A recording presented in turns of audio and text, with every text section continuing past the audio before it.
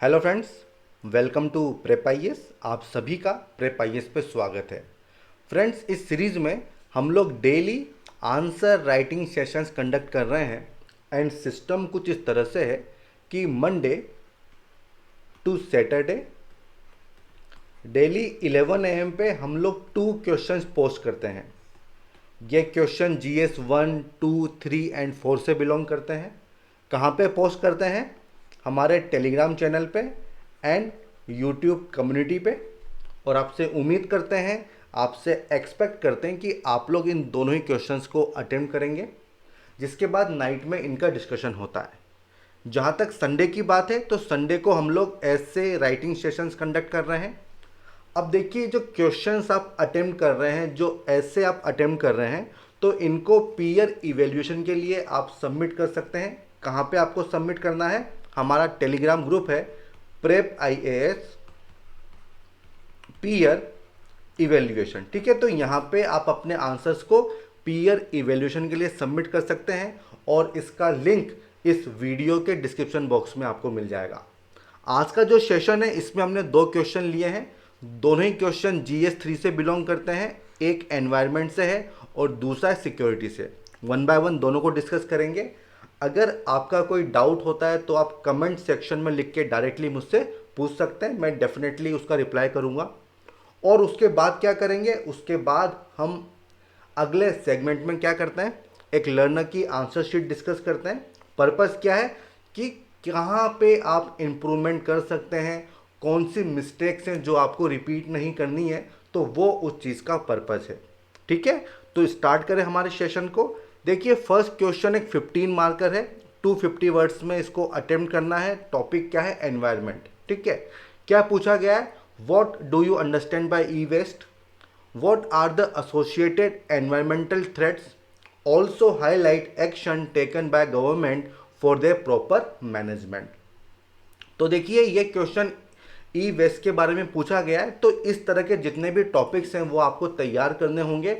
और अगर देखिए आपको इसमें डाटा याद नहीं है, आपको गवर्नमेंट के एक्ट्स या फिर रूल्स याद नहीं है, तो डिफ़िकल्टी हो सकती है इस तरह के क्वेश्चंस को अटेम्प्ट करने में। तो शंकर आईएएस में काफ़ी अच्छे से दिया हुआ है, जो बुक है ना, उससे आप इस तरह के टॉपिक्स को प्रिपेयर कर सकते हैं। देखिए, इसके जो पार्ट्स हैं वो एकदम आपके सामने हैं। सबसे पहले आपको इसकी डेफिनेशन बतानी होगी, किस तरह से इससे जुड़े इन्वायरमेंटल थ्रेट्स हैं वो आपको एक्सप्लेन करने होंगे, और उनको दूर करने के लिए जो गवर्नमेंट है उसने क्या एक्शन लिए हैं ये आपको बताना होगा। ठीक है, अब देखिए यहाँ पे एक चीज़ है कि ये जो ई वेस्ट होते हैं ना, अगर इनका साइंटिफिक डिस्पोजल नहीं होता है, स्टोरेज नहीं होता है, ठीक है, तो एक तरह से थ्रेट होता है एनवायरनमेंट को लेके। तो वो चीज़ आपके आंसर में आनी चाहिए। अगर इनको आप सही से साइंटिफिकली आप इनको स्टोर करते हो, ठीक है, इनको रिसाइकिल करते हो, इनका डिस्पोजल करते हो, तब किसी भी तरह का थ्रेट सामने नहीं आता है। थ्रेट कब सामने आता है? जब अनसाइंटिफिकली जो इनफॉर्मल सेक्टर है वहाँ पे इनका डिस्पोजल होता है, रिसाइकलिंग वगैरह होती है। तो ये जो पॉइंट है ना, ये आपको याद रखना होगा, और यही जो पॉइंट है ये आपके आंसर में आना चाहिए। ठीक है, तो भाई क्या इसके डिफरेंट पार्ट्स हो जाएंगे? एकदम स्ट्रेट फॉरवर्ड क्वेश्चन है। सबसे पहले आप इंट्रोड्यूस करेंगे और यहाँ पे इसको डिफाइन कर दो, देन क्या इम्पैक्ट है, क्या गवर्नमेंट की स्टेप्स हैं, और फिर आपको कंक्लूड करना होगा। देखिए, इस तरह के क्वेश्चन में ना करंट अफेयर बहुत काम के आते हैं। करंट अफेयर जो हैं वो बहुत यूजफुल होते हैं। पर्पस क्या है? ये आपको एज देंगे, मतलब सामने वाले बंदे से आपको ज़्यादा मार्क्स मिलेंगे अगर आप करंट अफेयर को इसमें इंक्लूड करते हो। और ये करंट अफेयर आपको कहाँ से मिलेंगे? जो मंथली मैगजीन्स होती हैं ना, उसमें किसी ना किसी मंथ में इस पर आपको डाटा मिल जाएगा। उस डाटा को आपको नोट करना है A4 शीट में, और उसका आपको मल्टीपल रिवीजन करना है। और यही तरीका होता है यूपीएससी की प्रिपरेशन का, कि आप किस तरह से अपने आंसर्स को एनरिच कर सकते हो। अब क्या करेंगे, 1 बाय 1 इन सबको देख लेते हैं। देखिए, जहाँ तक इंट्रोडक्शन की बात है ना, तो यहाँ पे आपको इसको डिफाइन करना होगा कि ई वेस्ट क्या होता है। तो देखिए, ई मतलब इलेक्ट्रॉनिक, तो जो इलेक्ट्रॉनिक वेस्ट होगा उसको ई वेस्ट कहते हैं। देखिए, आपने इलेक्ट्रॉनिक अप्लायंसेस देखी है, भले ही वो आईसीटी इक्विपमेंट्स हों, होम अप्लायंसेस हों, ऑडियो वीडियो डिवाइसेस हों, तो जब इनको डिस्कार्ड कर दिया जाता है, ठीक है, उसको क्या कहेंगे, ई वेस्ट कहेंगे। ठीक है, इसमें कंपोनेंट्स भी शामिल होते हैं, कंज्यूमेबल्स भी शामिल होते हैं, पार्ट्स, स्पेयर्स वगैरह सब इसमें शामिल होते हैं। अब देखिए, ये डेफिनेशन तो आप सबको पता होगी, कोई दिक्कत वाली बात नहीं है, स्ट्रेट फॉरवर्ड डेफिनेशन है, शंकर आईएएस में आपको दी हुई है। देखिए, आप जानते हैं कि हर चीज़ डिजिटल हो रही है, हर जगह आपको कंप्यूटर देखने को मिलेगा, इलेक्ट्रॉनिक आइटम्स देखने को मिलेंगे। ठीक है, हर जगह इनका रैपिड एक्सपेंशन हो रहा है, लेकिन जब इनकी लाइफ खत्म हो जाती है उसके बाद क्या, उसके बाद ये वेस्ट हो जाते हैं। या तो इनको रिसाइकिल करो या फिर इनको डिस्पोज करो, तो यही दो ऑप्शन बचते हैं। ठीक है, तो वही चीज़ आपको यहाँ पे समझनी होगी। अब देखिए, यहाँ पे करंट अफेयर किस तरह से यूजफुल होते हैं। देखिए, यहाँ पे global e waste monitor report है, तो उसमें ये डाटा बताया हुआ है कि इंडिया एनुअली कितने million ton e waste generate करता है। तो देखिए, अगर ये डाटा आप लिखते हो इंट्रोडक्शन में या इस आंसर में, तो कितना अच्छा इम्पैक्ट होगा। ठीक है, तो ये एक डाटा है जो आपको याद रखना होगा अगर आपको नहीं पता है। अगर आप ये डाटा नहीं जानना चाहते हैं तो सीपीसीबी जो सेंट्रल पोल्यूशन कंट्रोल बोर्ड है उसका डाटा है, तो उसको आप यहाँ पे यूज़ कर सकते हो। तो कहने का मतलब ये है कि कोई ना कोई डाटा यहाँ पे होना चाहिए जो इस चीज़ को बताए कि इंडिया में किस तरह से ये थ्रेट है। ठीक है, बढ़े आगे। देखिए, क्या पूछा गया है कि किस तरह से ये एनवायरनमेंट के लिए थ्रेट है। तो मैंने आपको एक्सप्लेन किया था कि अगर इसका सेफ स्टोरेज हो, साइंटिफिक मेथड से इसको रिसाइकिल किया जा रहा है, ट्रांसपोर्ट किया जा रहा है, तब ये एक तरह से हैजार्डस नहीं होता है। मींस अगर फॉर्मल सेक्टर में इसको रिसाइकिल किया जा रहा है तो हैजार्डस नहीं है। बट होता क्या है, इंडिया में इसकी जो रिसाइकलिंग होती है वो प्रीमिटिव मेथड से होती है। जो इनफॉर्मल सेक्टर है, जो कबाड़ी वाले हैं, वो इसको रिसाइकिल करते हैं, इसलिए ये एक तरह का थ्रेट होता है हमारे सामने। तो ये जो पॉइंट है ये आपके आंसर में आना चाहिए, और इसको वैलिडेट करने के लिए मिनिस्ट्री ऑफ एनवायरनमेंट का ही स्टेटमेंट है कि इंडिया में जो 95% ई वेस्ट है वो कौन रिसाइकिल करता है, इनफॉर्मल सेक्टर। ठीक है, और वहाँ पे अनसाइंटिफिक मेथड्स का यूज़ किया जाता है, जैसे कि उसको बर्न कर दिया जाएगा, एसिड में डिजोल्व कर दिया जाएगा। इससे क्या होता है, वो एनवायरनमेंट के लिए और इवन ह्यूमन हेल्थ के लिए बहुत बड़ा खतरा बन के सामने आता है। क्यों? क्योंकि इनमें काफ़ी सारे टॉक्सिक एलिमेंट्स होते हैं, खतरनाक विषैले एलिमेंट्स इनमें होते हैं, जैसे कि लेड हो जाएगा, कैडमियम हो जाएगा। ठीक है, और इन सबसे बहुत दिक्कत हो सकती है ह्यूमन हेल्थ को, साथ ही साथ एनवायरनमेंट को। ठीक है, होता क्या है, पोल्यूशन होता है, एयर पोल्यूशन, सॉइल पोल्यूशन होगा, ग्राउंड वाटर कॉन्टामिनेशन होगा, लीचिंग वगैरह हो जाएगी, हैवी मेटल्स जो हैं वो रिवर में मिक्स हो जाएंगे, क्योंकि अगर आप सही से इनको डिस्पोज नहीं करते हो। और यही सब जो चीज़ें हैं ना, ये आपको इस आंसर में बतानी होंगी कि किस तरह से ये थ्रेट है हमारे एनवायरनमेंट को लेके। और देखिए, यहाँ पे अलग अलग एलिमेंट है और उनका किस तरह से इम्पैक्ट होता है वो आपको बताना होगा। जैसे कि जो लेड है उससे किस तरह से ह्यूमन हेल्थ को खतरा होता है, हमारे ब्लड सिस्टम को, हमारे नर्वस सिस्टम को इम्पैक्ट होता है। देन जहाँ तक एनवायरनमेंट की बात है, तो एक्यूट एंड क्रोनिक इफेक्ट होते हैं किस पे, प्लांट्स पे, एनिमल्स पे एंड माइक्रो ऑर्गेनिज्म पे। वहाँ पे इनका अक्यूमुलेशन हो जाता है।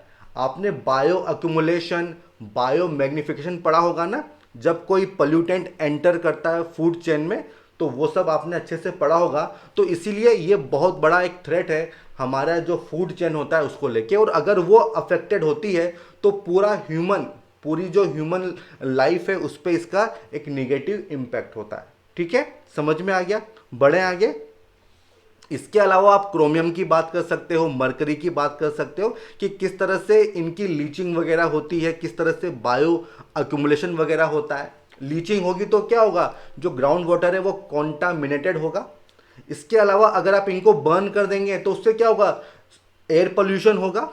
तो ये सारे पॉइंट आपको यहाँ पे मेंशन करने होंगे। ठीक है, तो जनरल पॉइंट है, बट अगर आपको कुछ इंफॉर्मेशन है कि लेड से क्या होता है, कैडमियम से क्या होता है, क्रोमियम से क्या होता है, तो आपको एक एज मिलती है। समझ में आ गया? अब देखिए, इसके बाद बात आती है कि गवर्नमेंट ने क्या किया है। तो देखिए, यहाँ पे मैं केवल ब्रीफ में आपको बताऊंगा, क्योंकि ये सब चीज़ें एक्सप्लेन करने का मतलब है नहीं, सब शंकर आईएएस में दी हुई है। मैं केवल आपको बेसिक गाइडलाइंस बता दूंगा कि गवर्नमेंट ने क्या किया है। तो देखिए, सबसे पहले तो बेसल कन्वेंशन है, और इसका ईयर कौन सा है, 1989।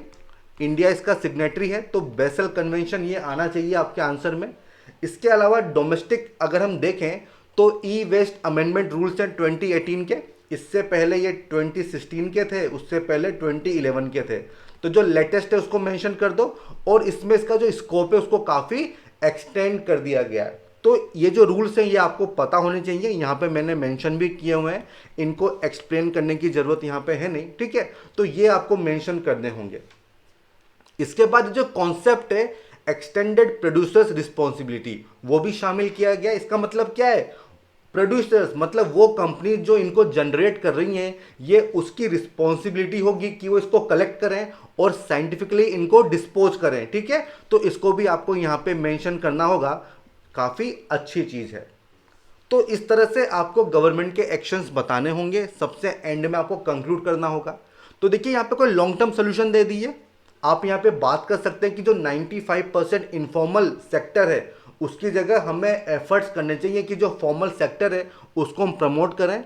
तो उसके रिगार्डिंग हम इंसेंटिव वगैरह दे सकते हैं, ठीक है। हम अल्टरनेटिव कॉस्ट इफेक्टिव टेक्नोलॉजी का यूज़ कर सकते हैं। क्यों ज़रूरत है इसकी, क्योंकि देखिए जो फॉर्मल सेक्टर है वहाँ पे काफ़ी एक्सपेंसिव होता है, इसीलिए तो इनफॉर्मल सेक्टर है।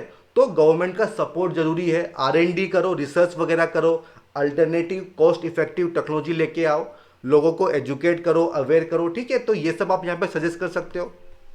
आप यहाँ पे भोपाल का एग्जाम्पल दे सकते हो कि इंडिया फर्स्ट ई वेस्ट जो क्लिनिक है वो यहाँ पे सेटअप हुआ है। तो इसी तरह से हमको इसको रेप्लिकेट करना चाहिए जो और सिटीज़ हैं वहाँ पर भी, ठीक है। तो इस तरह से आप यहाँ पे कंक्लूड कर सकते हो। आई होप ये जो फर्स्ट क्वेश्चन है ये क्लियर हो गया होगा। एंड देखिए इसका मतलब क्या है, ई वेस्ट पूछा गया है तो प्लास्टिक के बारे में आपको पता होना चाहिए, सॉलिड वेस्ट के बारे में आपको पता होना चाहिए। तो पर्पज़ ये है कि इस तरह के जो क्वेश्चंस आते हैं ये आप प्रिपेयर कर लीजिए, और ये सब आपको शंकर आईएएस में मिल जाएंगे, ठीक है। और अब आते हैं सेकंड क्वेश्चन की तरफ, जो कि बहुत ही अच्छा क्वेश्चन है, बट मैंने देखा कि किसी ने भी इसको अटेम्प्ट नहीं किया, ठीक है।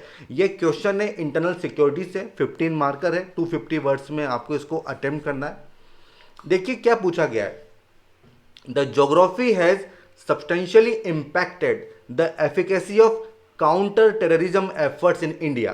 Discuss, इसको आपको डिस्कस करना है। Also suggest measures to overcome the challenges associated with it. तो भाई क्वेश्चन तो एकदम स्ट्रेट फॉरवर्ड है, इसके जो डिफरेंट पार्ट्स हैं उसको आइडेंटिफाई करने में आपको कोई भी दिक्कत नहीं होनी चाहिए। देखिए क्या कहा जा रहा है, देखिए टेररिज्म इंडिया में एक प्रॉब्लम है, उसको काउंटर करने के लिए इंडिया कुछ करता है, डेफिनेटली कुछ करता है, बट जो इंडिया की ज्योग्राफी है, जो ज्योग्राफिकल फीचर्स हैं वो उसको इम्पैक्ट करते हैं। किस तरह से वो आपको यहाँ पे एक्सप्लेन करना है। कुछ चैलेंजेस वो आपके सामने पोज करते हैं, तो वो जो चैलेंजेस हैं वो आपको यहाँ पे मेंशन करने होंगे। जैसे कि जो बॉर्डर एरियाज हैं वहाँ पे किस तरह के ज्योग्राफिकल फीचर्स हैं, किस तरह की फिजियोग्राफी है। भाई कहीं पे काफ़ी स्टीप स्लोप्स हैं, कहीं पे काफ़ी रफ टेरेन है, कहीं पे एकदम थिक फॉरेस्ट है। तो उससे क्या होता है, जो टेररिस्ट हैं उनको काफ़ी फ़ायदा मिलता है, वो आ सकते हैं, जा सकते हैं, ठीक है।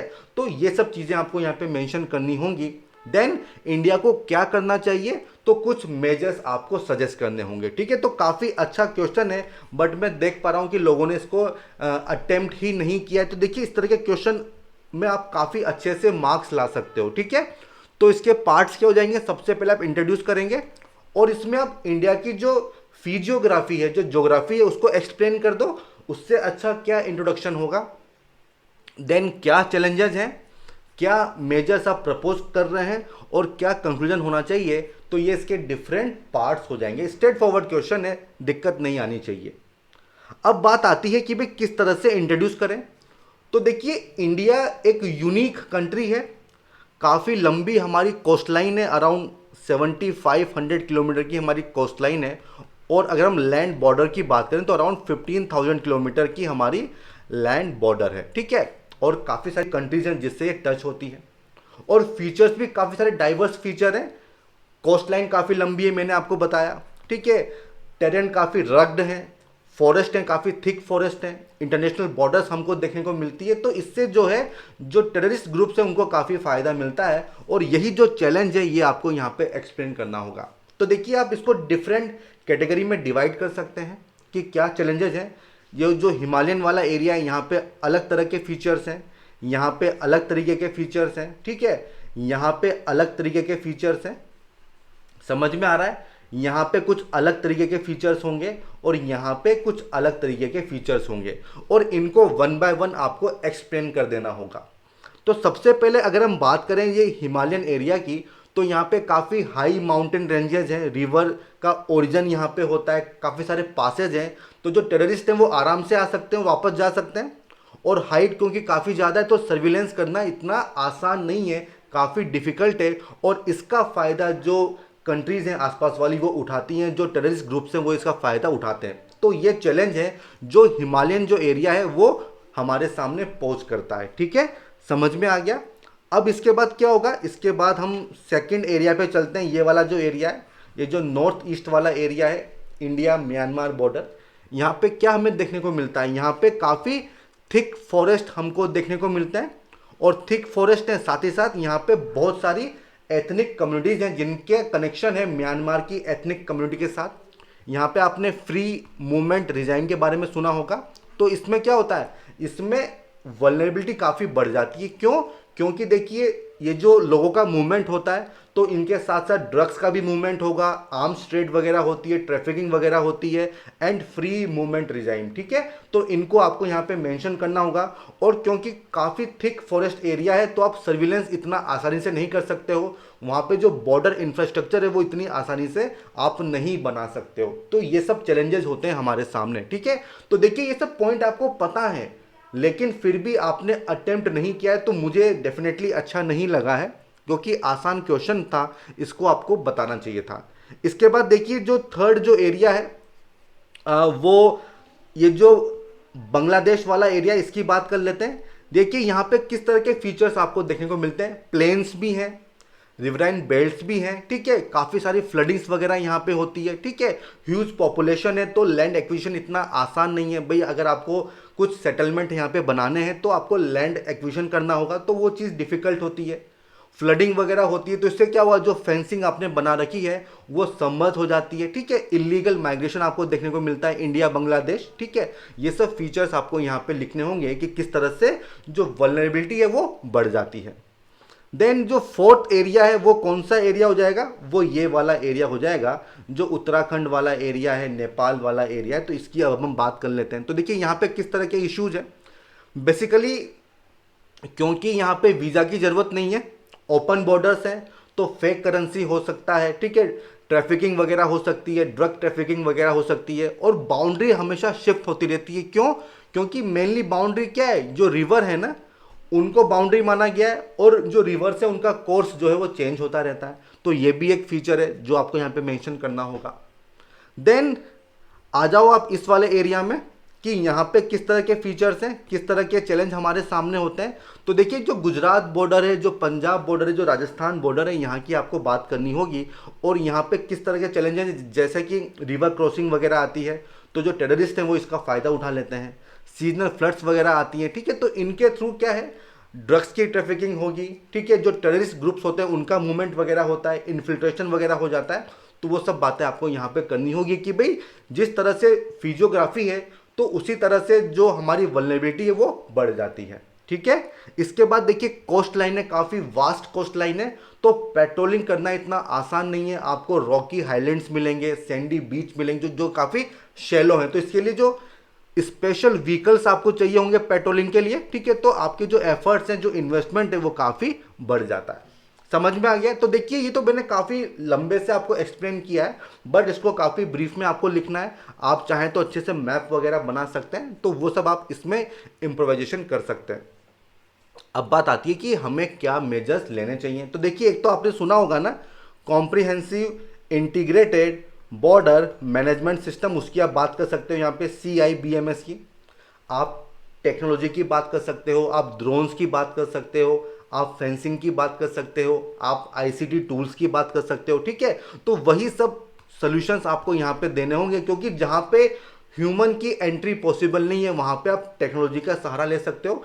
आराम से फेंसिंग वगैरह करो, ड्रोन्स लगाओ, CCTV कैमराज वगैरह लगाओ, तो वो सब पॉइंट्स आपको यहाँ पे मेंशन करने होंगे। इसके अलावा जो हमारी सिक्योरिटी फोर्सेज हैं उनको प्रॉपर ट्रेनिंग दो, ताकि ये जो डिफ़िकल्ट एरियाज़ हैं उनमें वो आराम से पेट्रोलिंग वगैरह कर सके।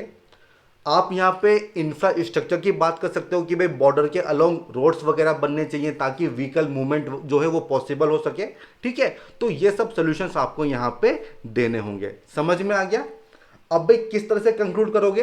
तो देखिए सोल्यूशन तो आपने दे दिए, बट एक लॉन्ग टर्म सोल्यूशन यहाँ पे दो कि जो नेबरिंग कंट्रीज हैं उनके साथ बॉर्डर एग्रीमेंट्स होने चाहिए। अगर किसी तरह का कॉन्फ्लिक्ट है, मान लो बॉर्डर डिमार्केट नहीं है, तो वो भी हमको करनी चाहिए ताकि इस तरह के जो इश्यूज हैं वो हमारे सामने ना आए, ठीक है। तो ये हो जाएगा कंक्लूजन। और इसी के साथ ये जो दोनों क्वेश्चन है हमने डिस्कस कर लिए हैं। अब हम क्या करेंगे, अब हम आते हैं हमारे अगले सेगमेंट के ऊपर जहां पे हम एक लर्नर की आंसर शीट डिस्कस करेंगे, ठीक है। तो भाई केवल फर्स्ट क्वेश्चन ही अटेम्प्ट किया है, सेकंड क्वेश्चन अटेम्प्ट नहीं किया है, तो फर्स्ट क्वेश्चन देख लेते हैं। देखिए इन्होंने ई वेस्ट की डेफिनेशन लिखी है, तो डेफिनेशन ठीक है। देखो यार कुछ भी हो जाए, मार्जिन से बाहर आपको कभी भी नहीं लिखना है। ये मैं बार बार कहता हूं, निगेटिव मार्किंग हो जाएगी, ठीक है। तो वैसे ही नंबर लाना काफी मुश्किल होता है, यहां पे आपके नंबर उल्टा कट जाएंगे। तो ऐसा मत करो, मार्जिन के बाहर कभी भी नहीं लिखना है। और देखिए जब आप इंट्रोड्यूस करते हैं तो 3 to 4 लाइंस काफ़ी है, इससे बड़ा इंट्रोडक्शन आपका नहीं होना चाहिए। तो क्या करो, यहाँ पे आपको पैराग्राफ चेंज कर देना चाहिए, यहाँ पे आपको पैराग्राफ चेंज कर देना चाहिए, ठीक है। तो ये मेरी ऑब्जर्वेशन है, बाकी डेफिनेशन आपकी ठीक है। फिर आपने क्या किया है, अकॉर्डिंग टू ई वेस्ट। भाई ई वेस्ट क्या है, गलत बात है ना, तो हेडिंग आपकी प्रॉपर होनी चाहिए, द एसोसिएटेड एनवायरमेंटल चैलेंजेस क्या है। तो भाई इससे पहले आपको बताना होगा ना कि भाई उनका जो डिस्पोजल है, जो उनकी रिसाइकलिंग है, उसमें क्या इश्यूज हैं। वो कोई डाटा वगैरह होना चाहिए, साइंटिफिक मैनर में नहीं होता है, इनफॉर्मल सेक्टर करता है, इस वजह से ये थ्रेट्स हमें देखने को मिलते हैं, ठीक है। देन आपने क्या लिखा है, e waste poses huge risk to human animal environment, ये सही बात है। हैवी मेटल्स होते हैं, हाईली टॉक्सिक होते हैं, जैसे कि मरकरी, लेड हो गया, ठीक है, और इससे थ्रेट्स सामने आते हैं। बट किस तरह के थ्रेट्स, वो बताओ ना, कि लीचिंग होती है, एयर पोल्यूशन होता है, उनको अनसाइंटिफिक वे में उनकी बर्निंग वगैरह हो जाती है, ठीक है, ग्राउंड वाटर कॉन्टामिनेशन होता है। तो ये सब पॉइंट आपको यहाँ पे डालने होंगे, ठीक है। तो नॉलेज का थोड़ा मुझे गैप लग रहा है, कंटेंट को आपको एनरिच करना होगा, किस तरह से जो फूड चेन है उसको निगेटिव वे में इम्पैक्ट करते हैं, बायो अक्यूमुलेशन, बायो मैग्निफिकेशन, ये सारे पॉइंट यहाँ पे आने चाहिए थे जो मुझे मिसिंग लग रहे हैं, ठीक है। इसके अलावा आपने लिखा है कि environment even in minute quantities, देखो बाहर बिल्कुल भी मत लिखो, आपने फिर से वही जो मिस्टेक है वो रिपीट की है। Then consumers are the key to better management of e waste, देखो इसको यहाँ पे लिखने की क्या जरूरत थी।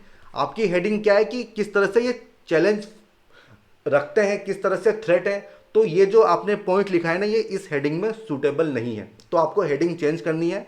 Then action taken by the government for there, देखो देयर की स्पेलिंग सही करो, देयर की स्पेलिंग सही करो, थोड़ी ग्रामर की मिस्टेक मुझे लग रही है।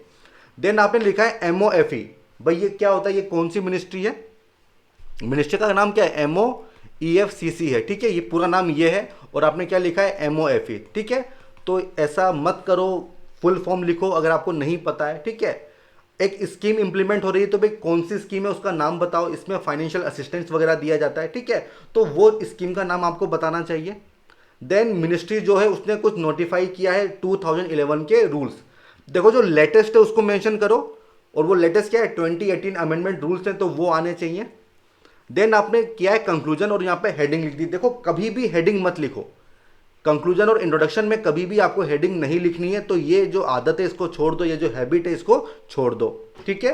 कभी भी आउटसाइड मार्जिन आपको नहीं लिखना है, मैं बार बार कह रहा हूं, नंबर आपके कट जाएंगे, ठीक है, नंबर आपके कट जाएंगे।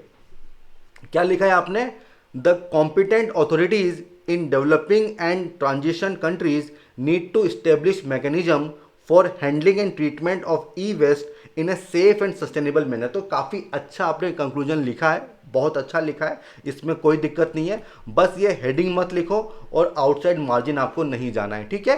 बाकी जो ऑब्जर्वेशन है वो मैंने बता दी, ठीक है। और देखिए मुझे ऐसा भी लग रहा है कि वर्ड लिमिट थोड़ी आपने कम वर्ड्स में आपने लिखा है, तो एक बार उसको चेक कर लेना। करंट अफेयर कुछ डाटा वगैरह यहाँ पे आने चाहिए ताकि आपको एज मिलेगी। और कुछ की टर्म्स हैं जैसे कि एक्सटेंडेड प्रोड्यूसर रिस्पॉन्सिबिलिटी, वो सब आपने मिस की है। बेसल कन्वेंशन वो आपने मिस किया है। तो कंटेंट एनरिचमेंट तो आपको करना होगा, उसमें मैं ज़्यादा फोकस नहीं दे रहा हूँ क्योंकि ऑलरेडी मैंने आपको एक्सप्लेन कर दिया है, ठीक है। तो ये सारी चीज़ें जो आपको सुधारनी होंगी। और इसी के साथ ये जो हमारा सेशन है इसको हम कंक्लूड करते हैं। अगर आपको पसंद आया हो तो इसको लाइक करें, साथ ही साथ हमारे चैनल को सब्सक्राइब करें, शेयर करें, फॉरवर्ड करें, ताकि जो आपके फ्रेंड्स हैं वो भी इससे जुड़ सकें। तो ठीक है फ्रेंड्स, हम फिर मिलेंगे, तब तक के लिए all the best, good bye.